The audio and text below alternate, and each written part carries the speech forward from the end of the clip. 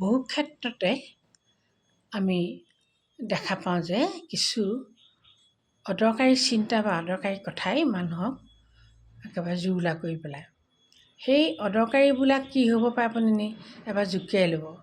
জুকিয়াই লৈ এটা কথাই ভাবিব যে সেইবোৰ চিন্তা আমি বাদ দিব লাগিব আৰু অদৰকাৰী কথাত লাগি থাকিলে আমি জীৱনত আগবাঢ়িব নোৱাৰিম।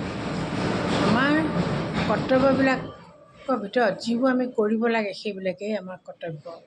কৰ্তব্যক আমি বাছি লৈ আগবাঢ়িবলৈ আমি পৰাপক্ষত চেষ্টা কৰিব লাগিব। তাৰ কাৰণে আমি অধ্যৱসায় কৰিব লাগিব, সাধনাও কৰিব লাগিব আৰু অধ্যয়নো কৰিব লাগিব। তেতিয়াহে আমি কেনেধৰণে কাম কৰিব পাৰিম, কৰিব লাগিব সেই কথাটো আমি জানিব পাৰিম। সৰু কথা হ'লেও কেতিয়াবা আমি নুবুজাকৈ থাকোঁ, কিন্তু বুজিবলৈ চেষ্টা কৰিব লাগিব আৰু সৰু কথা বুলি আমি কেতিয়াও কোনো কথাক অৱহেলা কৰিব নালাগে। পিতৃ মাতৃ আমাৰ সদায় পূজনীয়। কেতিয়াও কোনো কথাত আমি পিতৃ মাতৃক অৱজ্ঞা কৰিব নোৱাৰিম।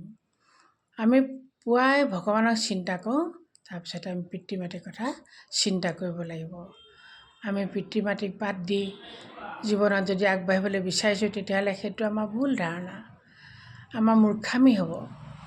কোনেও কেতিয়াও এই কথাটো ভাবি ল'ব নালাগে পিতৃ মাতৃতকৈ মহাননো কোন আছে, এই পৃথিৱীত কোনো নাই। বুঢ়া হ'লে মানুহ অকণ অসুবিধা হয়, কষ্ট হয়, কিন্তু সেই বৃদ্ধ অৱস্থাকোতো মানুহে নিয়মীয়াকৈ সুন্দৰকৈ চলাব পাৰে। একোখন ঘৰে একোজনী ভাল বোৱাৰীয়ে সেই বৃদ্ধ পিতৃ মাতৃক কিমান আলপৈচান ধৰিব পাৰে। আলপৈচান ধৰিবলৈ একো দিগদাৰী নাই নহয়। সময়মতে তেওঁলোকক খাবলৈ দিব লাগে, তেওঁলোকৰ কাৰণে গাখীৰ পানী যোগাৰ ৰাখিব লাগে, ঔষধ পাতি যোগাৰ ৰাখিব লাগে আৰু সৰু সৰু কামবিলাকত লগাব লাগে। পুৱা খোজকাঢ়িবলৈ লগত লৈ যাব লাগে, যিমানকণ পৰা যায় লগত পিতৃ মাতৃ যাব লাগে, অলপ খোজকাঢ়িবও পাৰে আৰু 2-4টা ভাল ভাল কথা শুনাব লাগে তেখেতসকলক।